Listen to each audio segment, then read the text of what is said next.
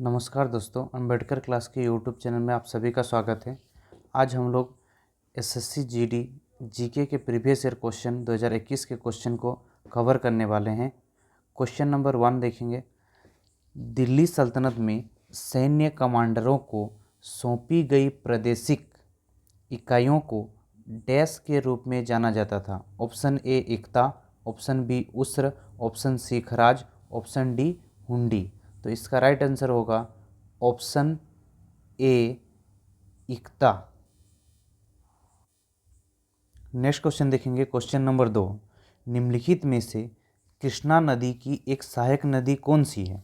Option A Pranita, option B Ghataprabha, option C Purna, option D Manjari. इसका right answer होगा option B Ghataprabha. देखिए, कृष्णा नदी का जो सहायक नदी घाटप्रभा, इसके अलावा भी और भी बहुत सारी नदियाँ हैं, जैसे तुंगभद्रा, भीमा, घाटप्रभा, मालप्रभा, मूसी। तो ये सब कृष्णा नदी की सहायक नदियाँ हैं। ये बहुत आता है एग्जाम में, तो जिस आपको याद रखना है घाटप्रभा, तुंगप्रभा और भीमा, ये सब बहुत ही इम्पोर्टेंट है।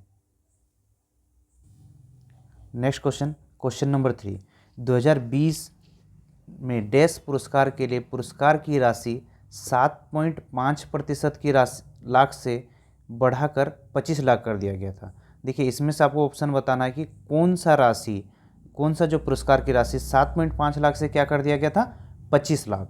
तो इसका राइट आंसर होगा ऑप्शन सी राजीव गांधी खेल रत्न पुरस्कार। देखिए, ये पहले राजीव गांधी खेल रत्न पुरस्कार था, अब इसका नाम बदलकर क्या कर दिया गया, मेजर ध्यानचंद खेल रत्न पुरस्कार कर दिया गया। जो पहले 7.5 लाख इसका पुरस्कार राशि दिया गया था और अभी वर्तमान में इसको 25 लाख इसका पुरस्कार राशि दिया जाता है।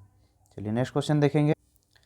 क्वेश्चन नंबर 4, सेबी का मुख्यालय निम्नलिखित में से किस शहर में स्थित है? ये बहुत इंपॉर्टेंट क्वेश्चन है। Option A New Delhi, option B Mumbai, option C Chandigarh, option D आपका गांधीनगर। इसका राइट आंसर होगा option B Mumbai. SEBI stock exchange board of India होता है, जो कि आपका स्टॉक एक्सचेंज जो भारतीय प्रतिभूति विनिमय बोर्ड, इसका स्थापना हुआ था 12 अप्रैल 1988। कब स्थापना हुआ था? 12 अप्रैल 1988 को इसकी स्थापना हुआ था। देखिए, इसमें स्टॉक एक्सचेंज के बारे में रहता है, आपका स्टॉक एक्सचेंज को नियंत्रित करता है। इसका जो मुख्यालय है आपका मुंबई में स्थित है। चलिए नेक्स्ट क्वेश्चन देखेंगे। क्वेश्चन नंबर 5, शिशुओं में जन्म के समय निम्नलिखित में से कौन सी हड्डी नहीं होती है? देखिए, इसका राइट ऑप्शन बताना है।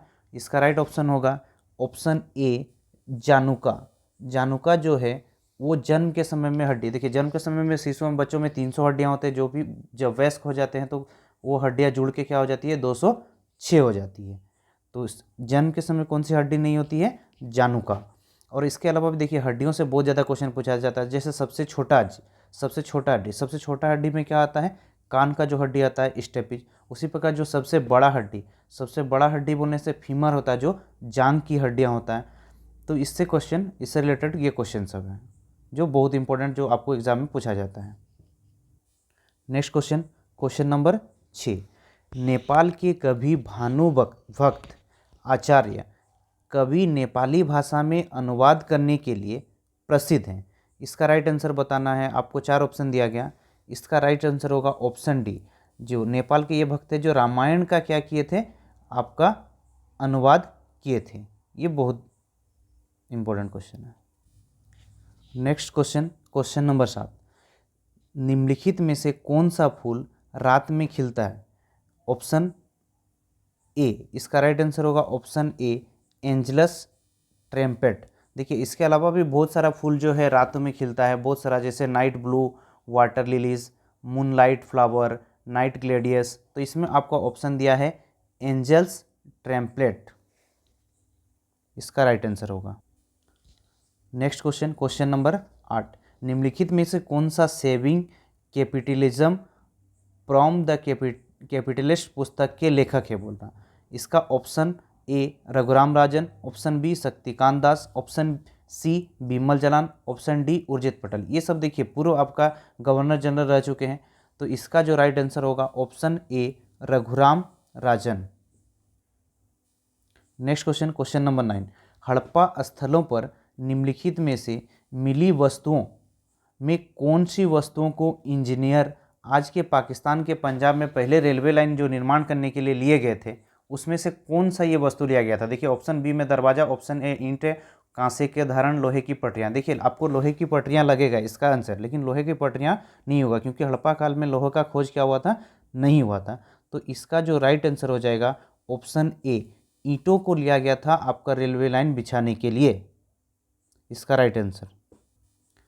Next question, question number 10। देखिए ये एग्जाम में बहुत अधिक पूछा जाने वाला क्वेश्चन है।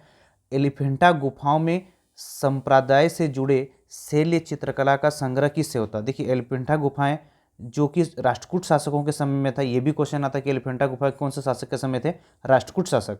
तो इसका जो राइट आंसर होगा ऑप्शन ए में दिया है Vishnu, option B Buddha, option C Shiva, option D आपका तीर्थकार महावीर। तो इसका जो राइट आंसर हो जाएगा ऑप्शन सी शिव। एलिफेंटा गुफाओं में जो शैल्य चित्रकला का संबंध है वो भगवान शिव से संबंधित है। नेक्स्ट क्वेश्चन, क्वेश्चन नंबर 11 बोल रहा लोकप्रिय नृत्य लाहो किस भारतीय राज्य से संबंधित है? देखिए लाहौर जो नृत्य है किस भारतीय राज्य से संबंधित है बोल रहा है। तो इसका राइट आंसर होगा ऑप्शन सी मेघालय। देखिए ये लोक नृत्य लाहो ये पूछा है, लेकिन इसके अलावा भी बहुत सारा लोक नृत्य जैसे बिहू असम में, उसी प्रकार बहुत सारा जो लोक नृत्य सब वो पूछता है। तो आपको लोक नृत्य सबको क्या पढ़ना है, आपको एक सीरियल वाइज करके लोक नृत्य को क्या याद करना। हर एग्जाम में आपका एक क्वेश्चन, जैसे पिछला साल जीडी में हर एग्जाम में हर सेट में एक क्वेश्चन दे रहा था लोक नृत्य, तो लोक नृत्य आपको पूरा चैप्टर को पढ़ लेना है।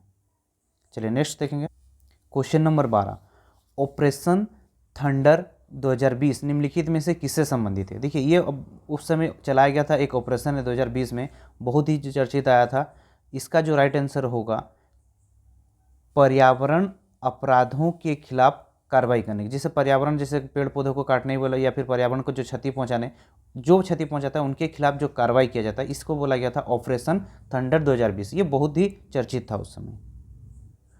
नेक्स्ट क्वेश्चन देखेंगे, question number 13 world game athlete of the year 2019 का विजेता। ये देखिए 2019 में कौन सा खिलाड़ी को जो world athlete of the year चुना गया था?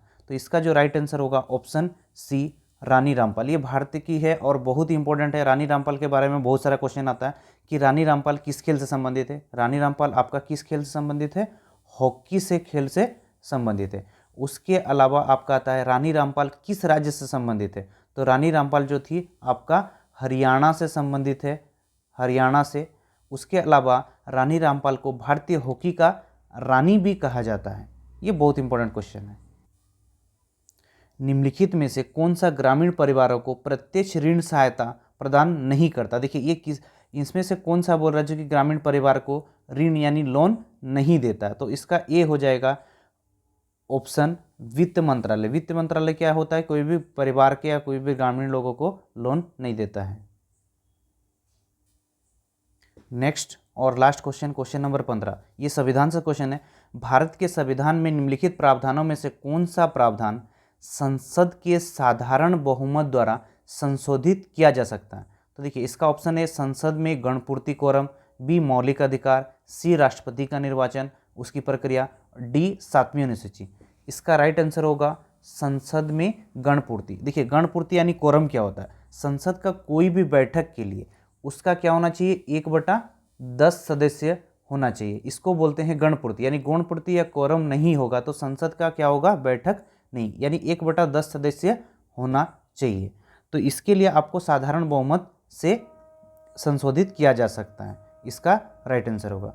तो इस प्रकार आज हम लोग एसएससी जीडी के पीवाईक्यू क्वेश्चन यानी प्रीवियस ईयर 2021 का क्वेश्चन किए, जो कि आपका एसएससी जीडी एग्जाम 2022 के लिए बहुत इंपॉर्टेंट क्वेश्चन था। आपको क्या करना है? ये सब क्वेश्चन को रिवाइज करना है और पढ़ना है।